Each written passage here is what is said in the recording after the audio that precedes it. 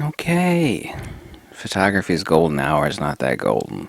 What the hell does that mean? Have you ever seen one of those unique portrait shots of like an old man? And he's got like his face looks like a road map of like traveling through 1,000 miles of hell. And you have some nice edge lighting. And you can see all those creases and stuff. And people look at those portrait shots and go, yeah, man, that shit's got character. I want a print of that. Yeah, except there was no filter, like orange cast filter, just straight on daylight balanced illumination. Yeah, that's got character to it.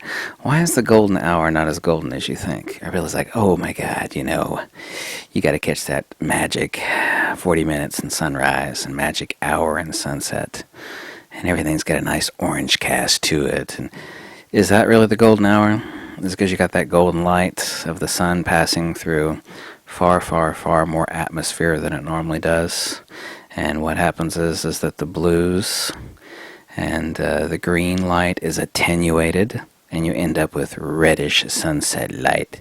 It's like, yeah, man, that's it. It's the golden hour of photography.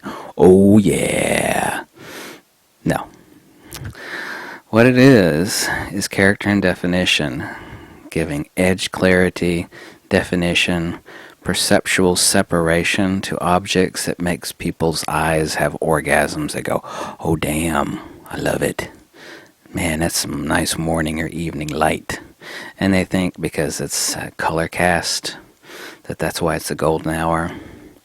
Now, it certainly is undeniable that orangish, reddish cast to like a nice beach shot in the evening on some hot chick in a spandex bikini. Hands on her head, and it's like, oh yeah, look at that golden light. Oh yeah. It is undeniable that orange light and the compositional value that adds beauty and character to that particular photograph is what makes it dear, but that is not it. That's at most, in an extreme situation, 20-30%. Once in a rare while, it's like 40% maxing of the character that people think that they see, and that's like, yeah, it's that lighting, it's that orange light, yeah. No, it's character definition. It is separation. It is attenuation of, it's a accentuation of the perceived depth and character, the surface values, the line definition. It is a clear cut, whether that be diffuse or hard lighting, for a silhouette definition of defining the characteristics of particular subjects and objects in the composition, that acute angle light gives.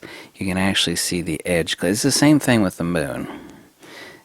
People are amazed when they stick like a 600 millimeter lens and they shoot it at the moon. Not when it's a full moon. Okay, not when it's a full moon, but it's like a quarter waxing crescent or a quarter waning crescent, is that you have that acute angled light.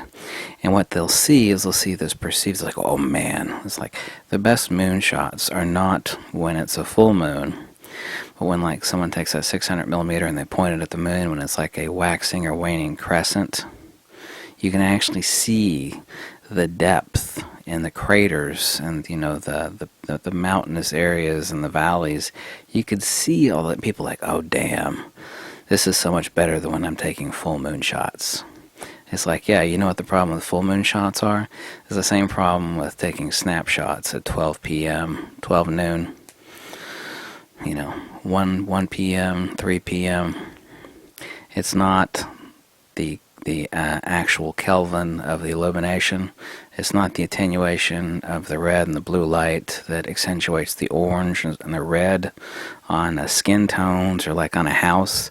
It is to a certain percentage, but nowhere what people think. People call it the golden hour because it's obviously golden. It's red and golden.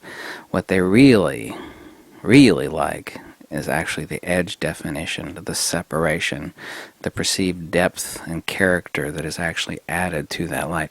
This is the reason why professional photographers, the real ones that know what the the F bomb that they're doing have a stack of grids. It's like, yeah, they got a studio strobe. You know what you could do with a studio strobe? I've seen so many people use a studio strobe the wrong way. They'll like stick one here and then one over here, and then they'll point it at a subject, go bam, and it looks like a snapshot. It looks like a professional snapshot.